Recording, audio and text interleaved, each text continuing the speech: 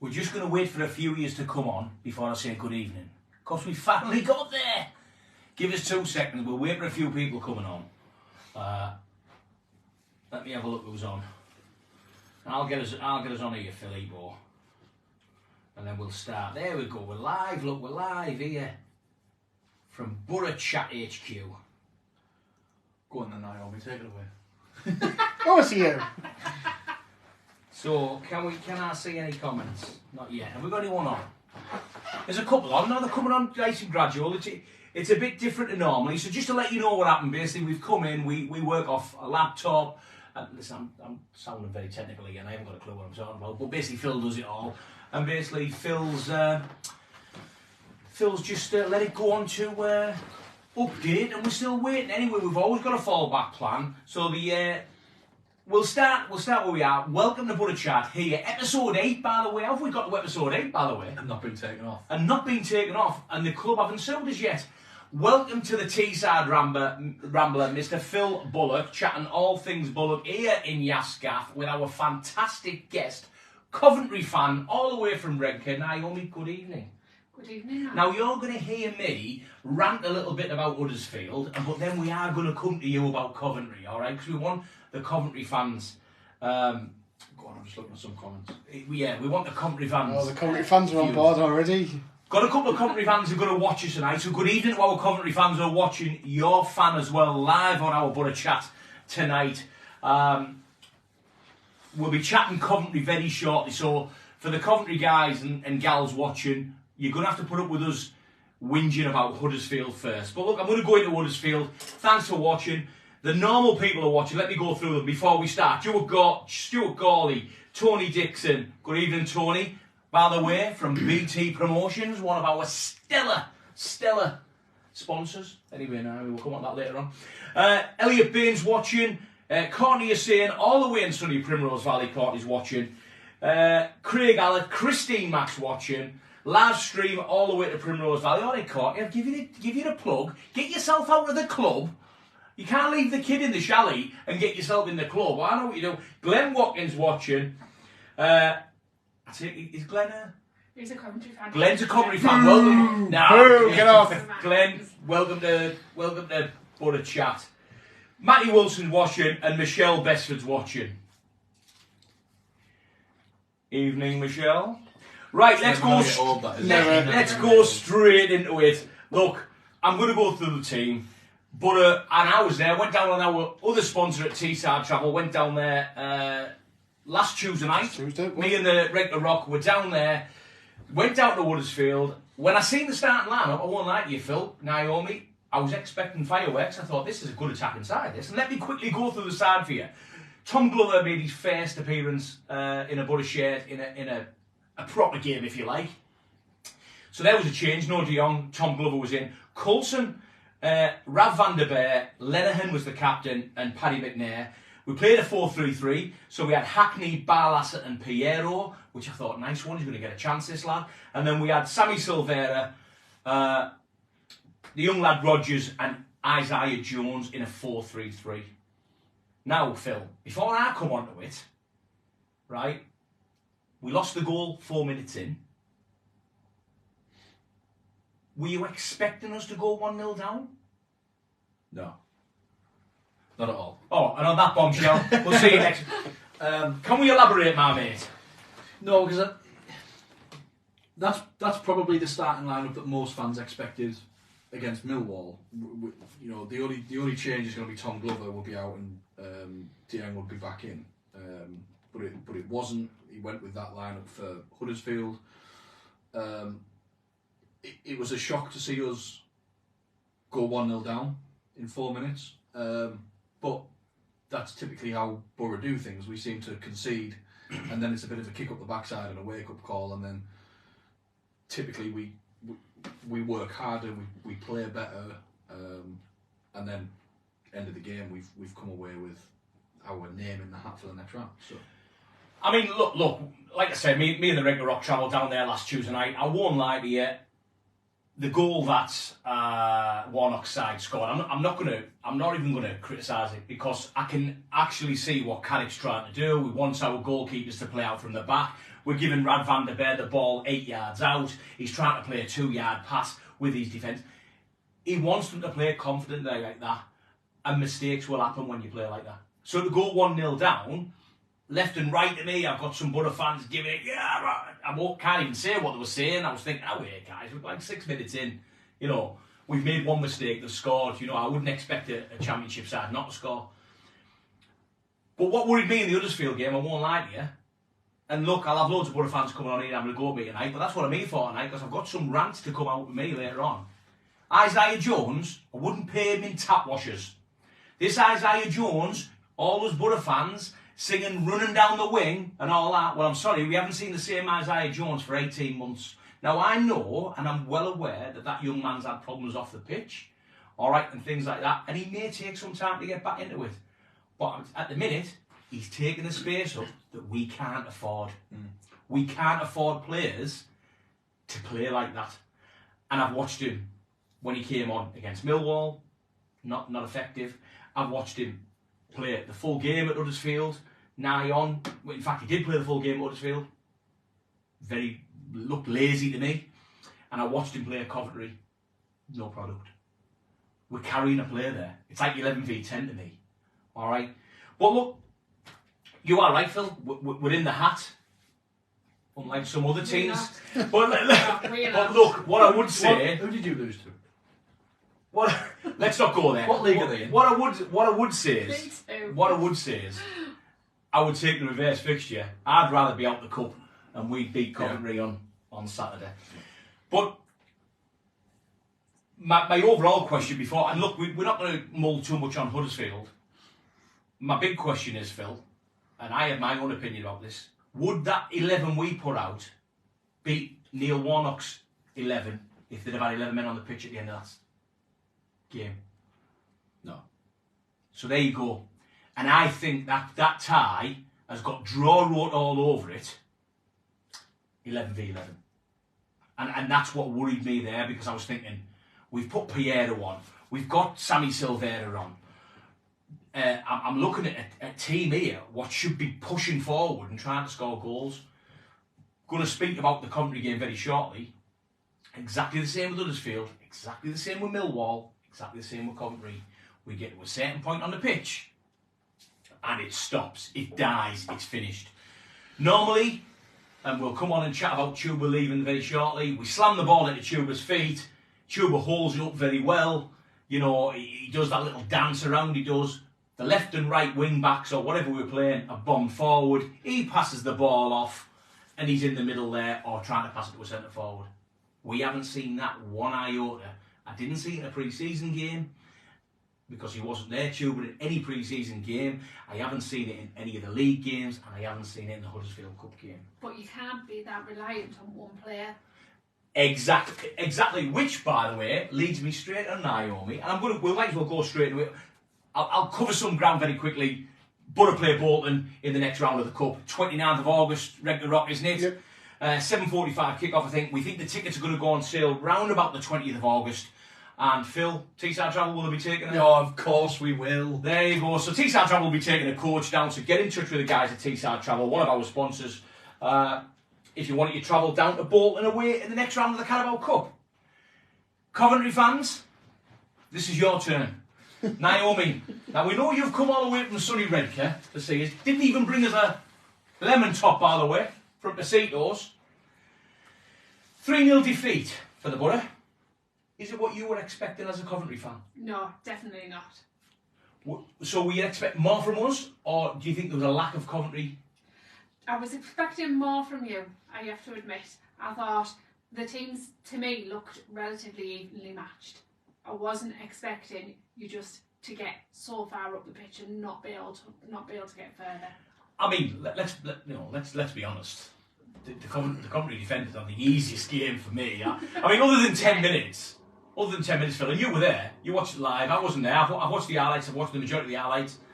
And highlights, like I say every week, the highlights are exactly what they are. Highlights are going to show me the best bits of the Boro, because I'm watching off the highlight reel from the Boro. I'm sure if I watch the Coventry highlights, it'll show me all the best bits of the Coventry.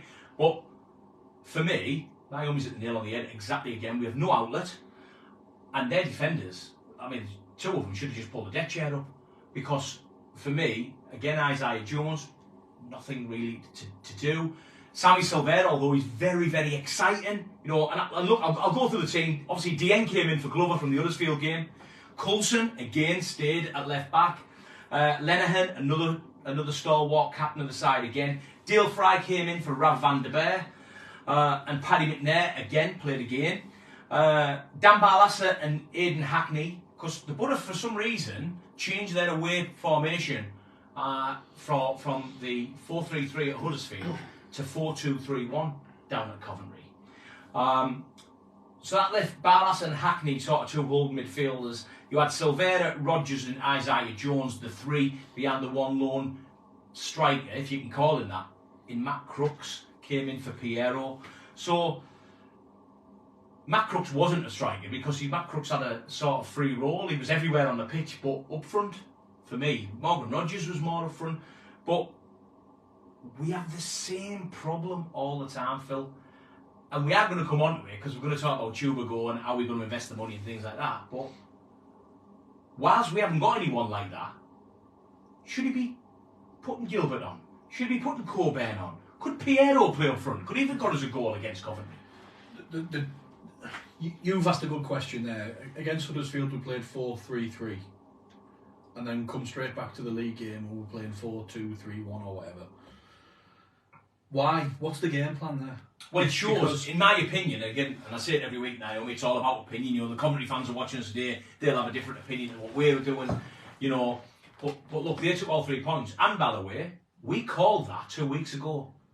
I sat in this very chair 2 weeks ago and said, you weren't expecting 3-0. I wasn't expecting 3-0. No. But what I did say, my exact words, and you can, all you Coventry fans, you can get our shows on YouTube. I know, you'll have to keep it quiet that you're watching us Boro Chat up here, but get it on YouTube. A couple of weeks ago, I said I've watched Coventry twice. I watched them against Leicester. They got beat, but they were played fantastic football. And I've watched them twice pre-season Coventry, and I thought, wow. Bear in mind, and I'm going to get this right, Anna, Jokovic. Jokeres. So the lad up front replaced him with old Haji Wright. Replaced him with him. He's like-for-like player. So for them, and I know it was big money for Coventry, it was, what they paid for him. Yeah. But they got big money for the other lad, and what they've done is, they've just gone like-for-like. They look no different. And I watched them pre-season, and I said on this very show a couple of weeks ago, I fear for us going down there with the players we have at the minute. And we haven't strengthened. Me and Gal will say the same thing last week when we said we watched Coventry against Leicester. The speed in which Coventry are passing the ball, the men that they're committing, getting forward, the interplay between defensive players, the vision, that they're not just looking for the next pass. You can see when they're looking up that they're looking, you know, potentially 2 or 3 passes ahead, and very quickly the ball's up there. We played Coventry 4 times in 6 games at the back end of last season. For me, that game on Saturday was all about experienced heads. So why have you McGree on the bench, Howson on the bench, Force on the bench? Those players featured in one or another of those games at the back end of last season. You need the experience. Carrick's alluded already to us that he wants to bring in a couple of experienced players. 2 or 3 experienced players he said he wanted. You had 3 experienced players on the bench, and you didn't bring them on till the game was gone. We were 2-0 down at that time. The game was gone. You've gone with inexperienced players against a team that, come the end of this season, will absolutely be challenging for playoffs at a minimum. And come the end of the season, they're all going to be sat laughing that Boro went there, second game of the season. Not only did they put 3 past them, but they took all 3 points. And we rolled. That'll be the difference. So, hey, look, all them thoughts, because we've got loads of comments here, guys. Thanks for look, get involved. You Coventry fans as well, get involved. We want you to have a chat with us. Ibram Tanner, great. Obviously, he's an absolute fan's favourite on our show. Ibram. Coventry seem to have done far better business than us. Their players were far more effective at what they were expected to do. Couldn't agree more with Ibram. Always got good points. Paul Burke. A rose between two thorns. I think he means you, Niaomi.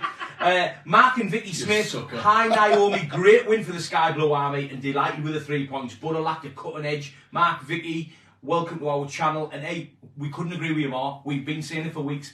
We need something. Our football stops at the halfway line, and that's it. You can get further up. Daz Wharton says no vision. Marie Yafano's watching. Does anyone know her? Need more attacking mindset. Cozzy, all the way from Salford, my mate Cozzy's come on and he's put hello guys again. There's no defending the team from the team this week. I was looking forward to this season and we're doomed.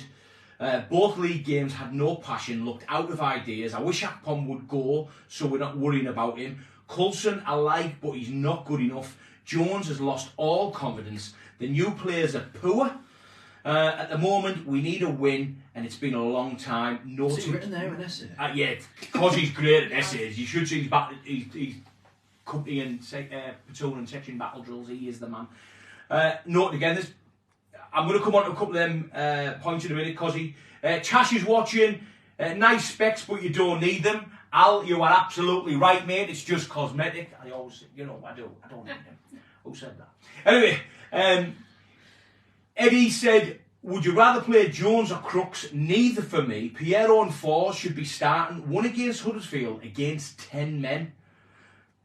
Eddie I can't. I'm finding like it hard to have I'm here to try and sort of like pull points out of your comments so we can talk.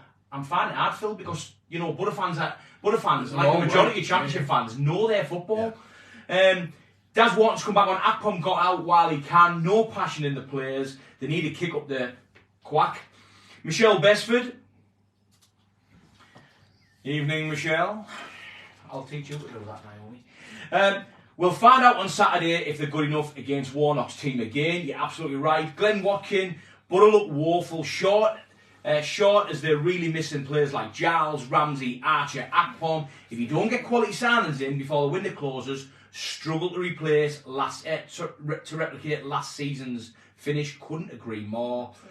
PUSB. Play up Sky Blues. Play up Sky Blues. Danny S. Smith, you're watching, mate. Well done on Saturday. Danny S. White, not Smith. Oh, sorry, Danny S. White, mate. Your fans were fantastic.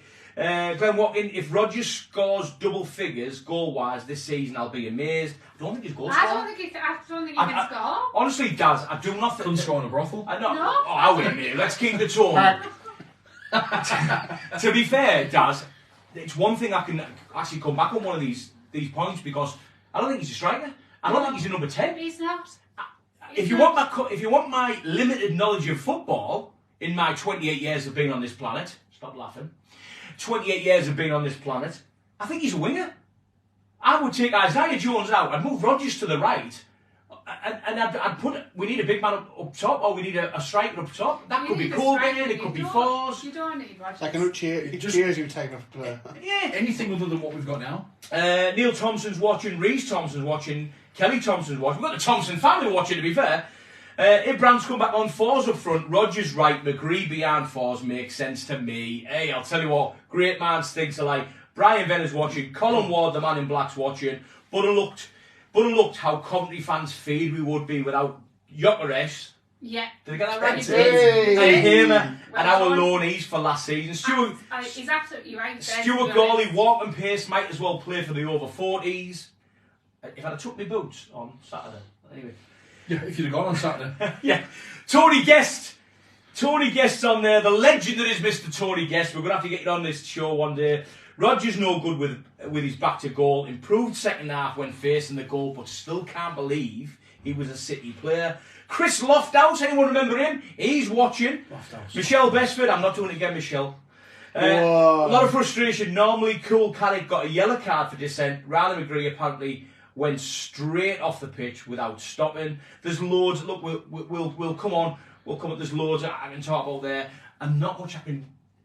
You know, we're not on here to blow smoke up Coventry fans' bums, but there's not a lot I can. There's not a lot because against Huddersfield we gifted them a goal. We were worried. We helped Coventry really by the way we played. Not taking nothing away from Coventry, they scored 3 goals and they've won the game 3 We were points. worried before the game started because the night before we just lost him, and we thought that there would be some sort of hangover there that we wouldn't be able to score. We thought that we weren't sure about our new players because they've not played much together. So it's a case of trying to get them to gel. The lad who come on and scored the goal right. Oh, he was fabulous. Why is the Boro not looking at players like him? He was absolutely. I had you right. It was absolutely fabulous. Why are we, a supposedly big championship club, not looking at players like him? He wasn't even mentioned for the Boro. Wasn't even mentioned. Why? Even with Akpom there, and we've said this before again on the show, even with Akpom staying, we're still short up top. I don't care what you say.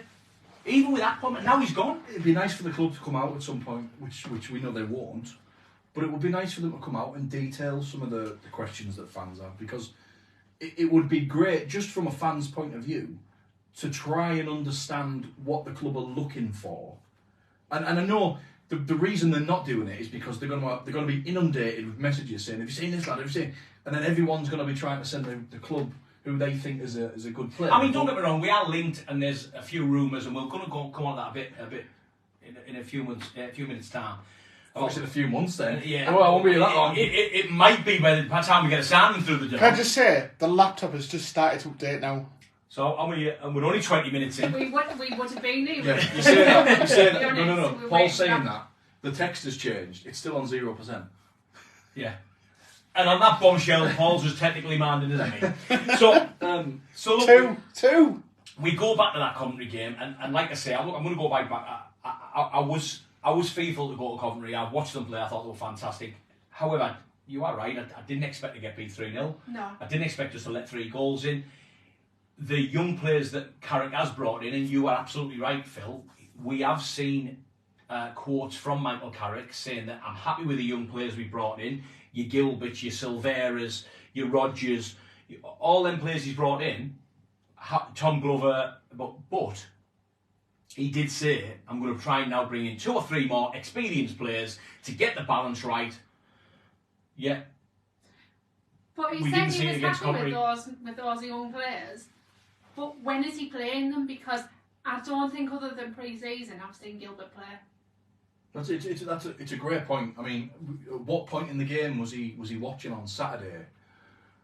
Whether we were 1-0 down, 2-0 down, 3-0 down, why was he not just thinking, the game's gone, it's good to get time in his legs. Exactly. Go on and just enjoy for 10 minutes and See, we'll try and get you up he for... He scored 2 goals in pre-season to Gilbert, yeah. So why is he not playing?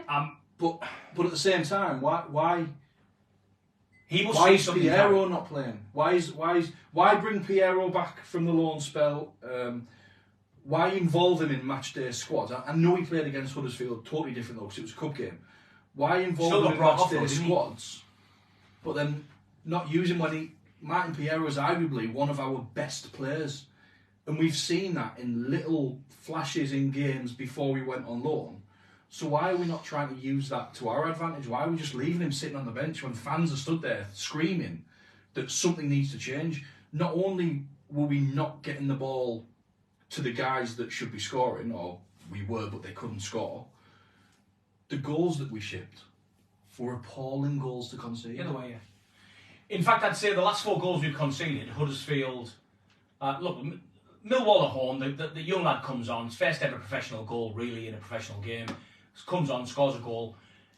Yet again though, from a Paddy McNair going to ground too early, you're going to ground in the Championship and the Premiership now, man. You've gone, they've got you.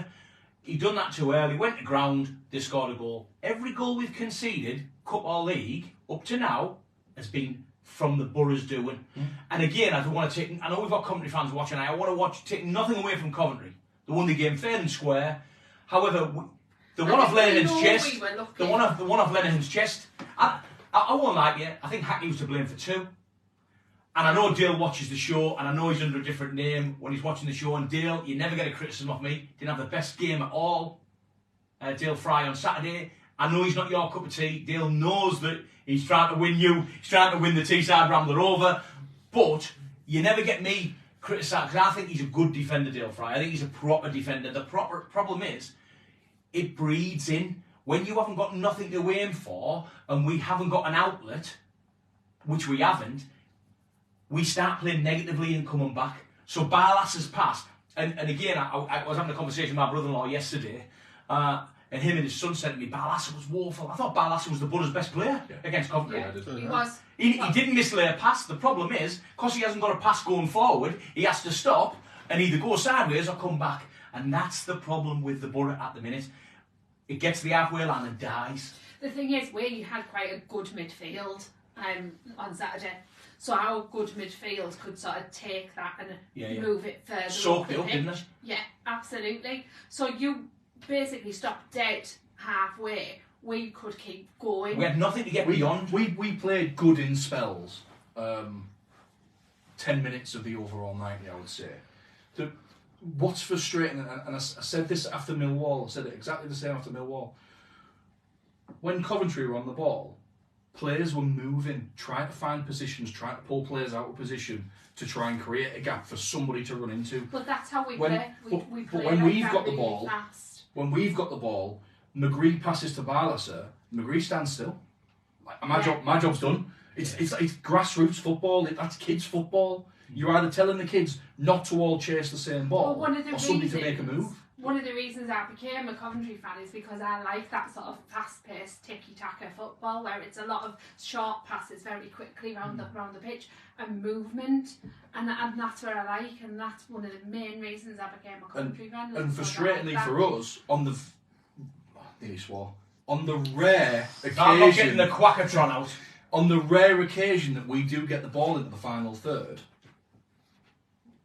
Boro players turn it into a bit of a game where it's like the white line of the 18-yard box is a laser, and if you cross that line, you're off.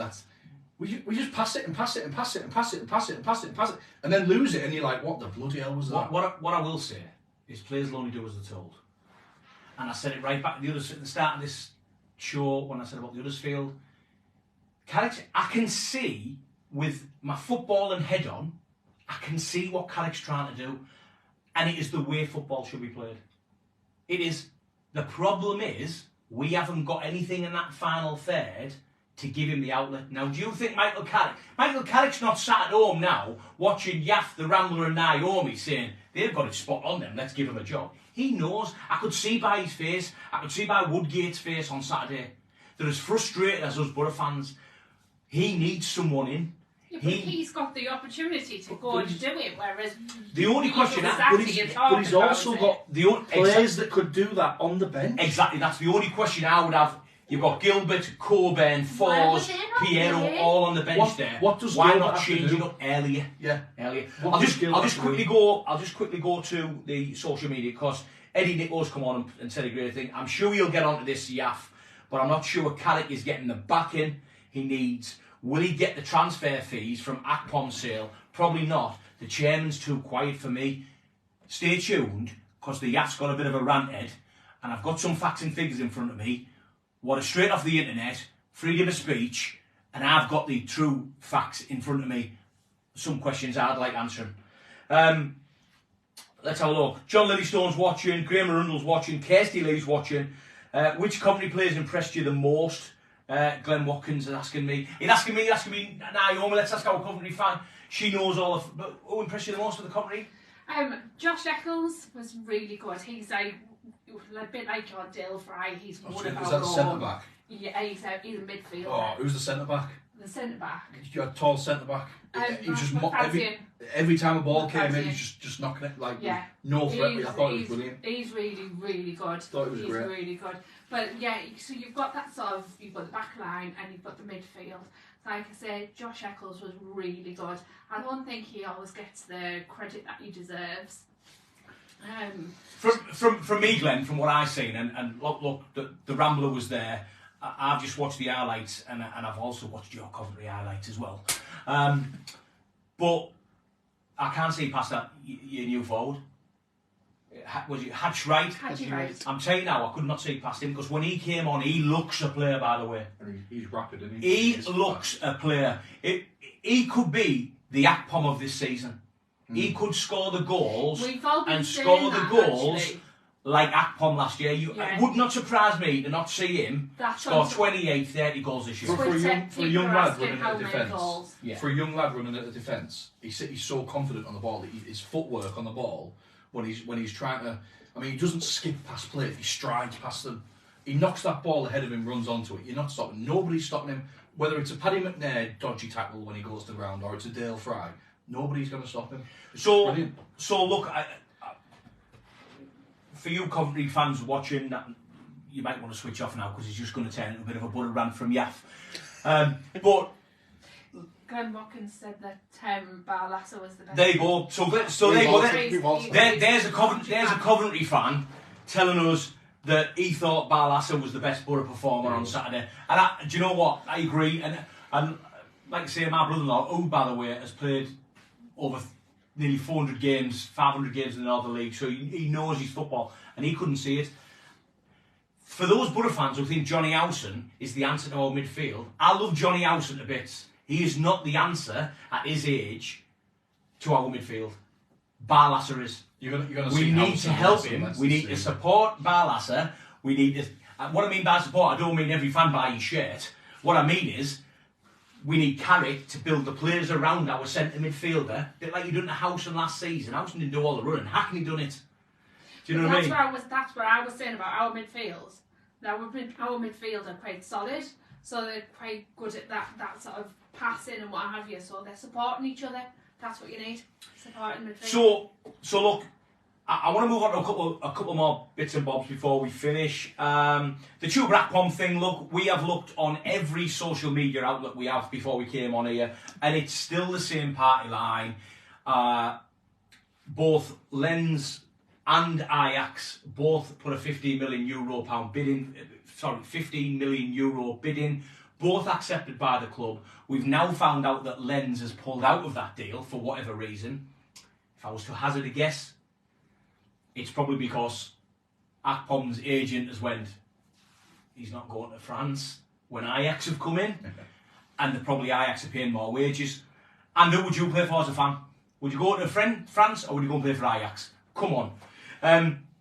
So look, we've heard nothing more about that. As far as I'm concerned, it must be a done deal because theoretically I've read some places that he's going for a medical. I've read some places that the Borough haven't released him to go and have a medical yet because the deal isn't done. Sky Sports are putting on their ticker tape at the bottom that Ajax have agreed a fee with the club. So they wouldn't be putting that on there if they hadn't. So that's still ongoing. I expect him to be an Ajax player by at least probably Thursday, Friday this week. Probably playing for Ajax on Saturday. Couple of incomings, two we know of. Lucas Ingle, the left back from the Danish player from Silkeborg, I think it is, Rent a Rock.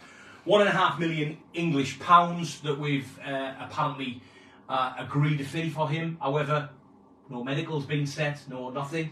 And the other one is the lad from Atalanta. Is he Latte? He's called. Latte Great coffee. Latte Laugh. Latte Laugh. Now it says he's from Atlanta, but he's never played Atalanta. But he's never played a game for him. He's been loaned out. What's that team he's been loaned out to, Paul? You know the name. St. Gallen. Gallen. Now he scored 6 goals last year on loan in the second division Swiss side. Sorry. Bang them in for fun at the Borough in the Championship. 6.5 million. I don't know whether it's £6.5 million or €6.5 million. We can't get that. But if he scored 6 last season, mate, Borough fans need not worry. Now the other one I want to talk about, which is hot off the press, and I've seen other fan groups have been putting it on just before we came on. Is it Wilcock? Chris Willock from QPR. Now there was a lot of talk about Chris Willock when we signed De Jong, about them both coming, and then it went quiet.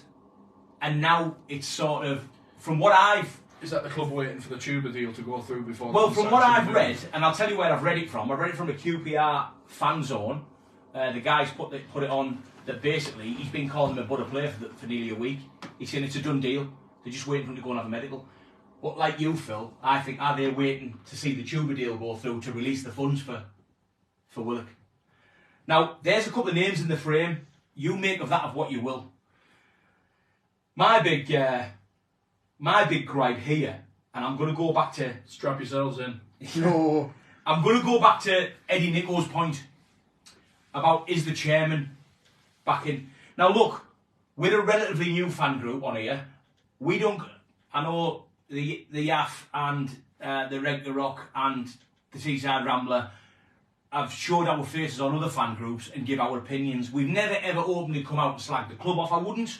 It's my club at the end of the day. Not Gibson's, it's mine.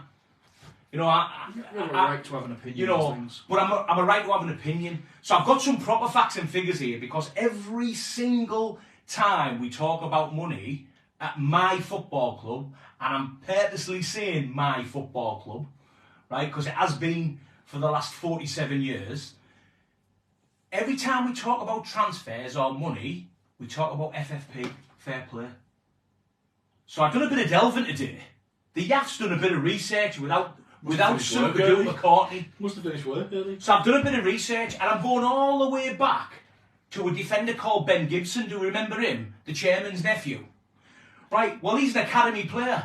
Sold him for £10 million, Phil. FFP doesn't apply. Traore bought him for just under £7 million English pounds. Forget about euros. £7 million English pounds. Sold him for £10 million English pounds, 11.5 million euros at the time. FFP does not apply. Tavernier. Bear in mind, let's do it season by season. Fletcher and Bamford. They're the only two where I can look at and think FFP may play a little part. Bought Bamford for £5.5 million. Bought Bamford for £5.5 million English pounds. Sold him for about €7.5 million. So we may have broke even there. FFP may have applied, may not. Fletcher bought him for €7.5 million, around about £5.5 million English pounds. Let him go on a free with a year and a half left of his contract. FFP will have definitely came in there and said, you haven't got what you... Do you know what I mean? Let's go back to last season. Tavernier. £7.5 million up front. Going up to £10 million with add-ons. Now, we don't know the add-ons. We're not privy to that. £7.5 million up front. Academy player. FFP does not apply. Jed Spence. £10 million up front. Raising to £15 million with add-ons. Again, we don't know what the add-ons are. They've just put him up for sale as well, so them add-ons may not apply, Niaomi. Yeah, I don't know what they do. However, he was an academy player, came through our academy. Does not involve FFP. So I'm no mathematician, I'm no Carol Vorderman, but why every time we speak about transfers at our club, we have to abide by FFP, when quite clearly we're balancing the books, aren't we? But I think that applies with all clubs though, doesn't it? I mean, all clubs, they come out and they say FFP. Now, I'm not very good with figures, so I don't really understand all the figures and what have you. But I'm absolutely sure that all clubs... So you think a lot of clubs hide behind the FFP? Yeah, I do. It's an excuse, isn't it? To make the club a little bit financially better. And look, do you know what? Mr. Gibson knows the fans, right? All the board know the fans. We know the fans at the Borough. I would rather the chairman or the chief executive come out and say, we are buying it because we don't think he's worth the money. A bit like Sheffield United have done to Heckingbottom today about Tuber Akpom. Heckingbottom saying £10 million is a snip for Tuber Akpom, and the club have went, sorry, Mr. Manager, we don't think he's worth it. Now, at least them fans know where the club stand. We're sat here as fans on a fan group, on a fan page, and them fans watching at home or going to the match every week thinking, what's coming through the door next? Because it's all down to this FFP.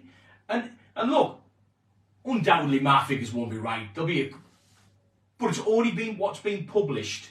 It's only what's been published on the internet. I've took all my information from the transfer boards and the club itself. So, just them 6 transfers I've gone for, and remember, FFP has nothing to do with wages. You can get a player in for nothing and pay him 200 grand a week if you want. Highest paid player at the club. Can anyone tell us? Quickly, I'll come back to it. Tell me who you think our highest paid player is at the club and message in now, because you'll be surprised who it is. So that's my little gripe. That's my little gripe. And look, the Boro are not sat there quaking in the boots that Yaff's had a little go at them.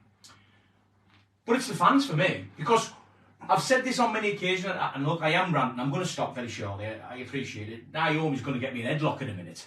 But my big point about this is, and I've said it many times, Phil, we have 3 separate types of fans at the club. I don't know what Coventry's like. We have 3 separate sets of fans. You have a fan like me, who I was going to Ayresome Park in 1986 when the gates were locked. We have fans who became Boro fans when Brian Robson was in charge of our club, Janino, Ravanelli, Emerson, all right? And then we have fans who maybe come after the Carling Cup. And then obviously you have your younger fans now who don't know anything. And I'm not being nasty there. What I mean is, they don't know the background of the club. How many times have we had on this show and other shows we've done, Phil, where people come in and say, I can't believe you're slagging the chairman off, he saved our club. He didn't. A consortium saved our club. A guy called Colin Henderson was the chairman at the time. He saved our club. Mr. Gibson was the young, up-and-coming businessman for them, the babyface, to put in charge, and they said, this lad can run this club for 30 years. And over that 30 years, he's bought more and more shares. Some of them people like Graham Fordy and Keith Lamb, they've gone by the wayside. He's bought the shares up. He's now the majority shareholder, and he's our chairman. So yes, he did have a part in it. Of course he did. But you see, history is there to be muddled up as well. But a lot of fans will see things in black and white. So you've got a lot of fans who will say, well, he must have saved the club because the club was saved, and he's the head lead, the person that they see. Yeah. And I think that's the thing. I think a lot of fans see it in black and white. They don't understand the history necessarily. Yeah. I mean, I'll hold my hand up and say, I'm a new Coventry fan and I don't know all the history. I get a lot of it from Twitter, and I kind of see that, you know, the stuff. I just watched the FA Cup final and the telly to see Coventry Tottenham. I love that game. I love that game anyway. But like I say, I just think that a lot of fans just see what they see. And the thing is, you're right there, because year on year, the old guard, I'm not saying you're old, but the Ayresome Park old guard become less and less. And this new breed of fans that you've just been talking about, the younger, there is more and more of them. There is going to be a big tide turn at some point where we're talking, there will be hundreds, not thousands, there will be hundreds of Ayresome Park Boro fans. And there will be thousands of the new generation of Boro fan that don't care about that history. I'm one of them. I don't care about what Gibbo did. And the point I'm trying to make, Phil, which many people are probably saying, well, what's your point, Yaff? At the minute, low battery. It's all right. It's still on. At the minute, it helps Mr. Gibson out. It helps our club out because they don't know the history and they don't know. So what they're doing is they're just going, oh yeah, we'll get one in. But for me, I'm looking at it going, well, actually, you've been talking about fair play since you had to go at Derby a couple of years ago. And this fair play thing, if we're playing by the rules, they should all play by the rules. I'm not saying break the rules. What I'm saying is, I've just gone through 6 transfers there. I'm not a mathematician, but we broke even, if not better off, aren't we? And we haven't sport anyone. For me, and that's, by the way, without the Chubarak pump. We haven't spoken about the money for Chubarak pump. The biggest thing there for me is the Tavernier and Jed Spence. They went for a combined reported 25 million. Yet we bought Barlasser in January for 4 million. We will have paid a loan fee for Cameron Archer and Ramsey, but not £4 million worth of loan fee. When will fans see that money? What I don't know is, does a loan fee come off the FFP? I don't know. I couldn't tell you that. I won't lie. You haven't looked at that. That's a good point, Phil. But even if a loan fee did come off the FFP, a loan fee is not a transfer fee. we're not going to be paying £16 million They're young to lads as loan well, aren't Archer. they? So It'll be £1 million maximum. Yeah. they're academy You know. lads, I think. There's not a lot of They're wages academy, there, aren't is there? they? No, not at all. So let's go back to these. Michelle Bedford said, Emmanuel Lath, I watched him on YouTube, he looks decent. Glenn Watkin, I watched Alfonso Alves on exactly YouTube. what I was just going to say. Scored absolute hatful. He came the butter, couldn't hit the band off. Glenn Watkins, again, Coventry fan, and he, Wilcock is a winger or a number 10, which I don't think you need. Good point, Glenn. You can come on every week. He's also replied to Michelle saying that his latte looks sweet. I like it. An outsider signing more goalkeepers than strikers and players from Brentford B side. There you go. That's Glenn again. So that's what the Championship think of us. Yeah. We signed more goalkeepers than Daft Mick, and we signed a Brentford B player. Yeah. Tony Costello, Gibson's terrified of the FFP since the derby. You're right, since he had to go to derby. Isaiah Jones, Paul, you've replied, but I can't read it. Let me have a look. I said no. No, I'll get rid of him. Ibrahim Tanner's come on. I keep saying this about the Gibson myth. It is. I mean, he did have his part to play, but he's not. He didn't say about club. Believe me, I was there. I went round with a bucket to try and open the gates. Believe me, I was there. Glenn Watkins, Fry, question mark. Ask him there. Gary Paisley watching. I was going to say him first because of his age. About Housen. About Housen or about me, Michelle? Come on, I'm only 28. Al Place is watching. Tony gets Pule's put the fear of God into Gibson over FFP. Tony, you're absolutely bang on right. And Eddie's put, after what Carrick achieved last season, as fans, we need to have faith. But if he's not backed by the club, then would he stay? It's his reputation as a manager on the line. I'm going to say the last thing before I thank these lovely people and you for watching us. We had a conversation in the club next door in the big room before we come in here. We have a little meeting before we come on here. My worry is this: Moisey at West Ham is like this, button heads with his director of football at the minute, to the point where half the club want Moisey out and half the club want the director of football out. And the only name in the frame is Michael Carrick. Played many years for West Ham. Alright, started his career there. Is that a step up for him, or do you think, no, I'll stay in the Championship? But if you aren't getting your way, something you've been promised about, you're going to move, aren't you? Well, he looked like he could make it to the Premier League, didn't he? I mean, you got to the playoffs. And I think the football he tries to play, But still, It looks more and more as the weeks go by that the club aren't backing Carrick in the way that they've made out to fans. The further into the season we get, the more that will become clear. But this isn't the first time. No, it isn't. He didn't back Karanka, he didn't back Pulis, he didn't back Warnock. How many I times? don't think he backed Woodgate, if I'm honest with you. Well, look. Let's be honest. It's becoming a running theme. He threw my hero under the bus in Tony Woodgate, Mowbray. yeah. He threw Tony Mowbray under the bus. He threw Woodgate under the bus. He did. He threw Warnock under the bus. Now I know you don't become a top businessman by having friends all over. I know that. We're not stupid.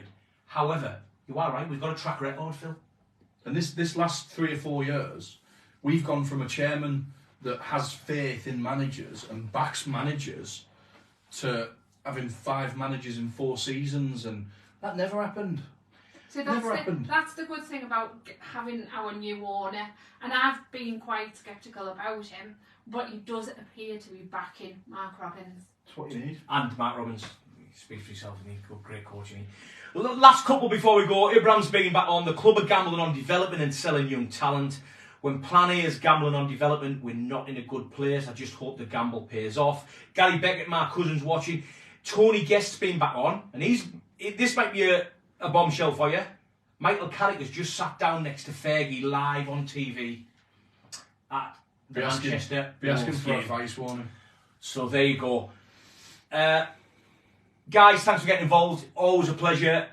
Thanks for our Coventry fans who've been in touch and joined in with us. We wish you all the very best for the season. Please come here and get beat and eat a nice parmo in a bun.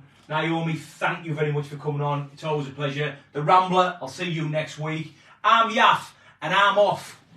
See ya.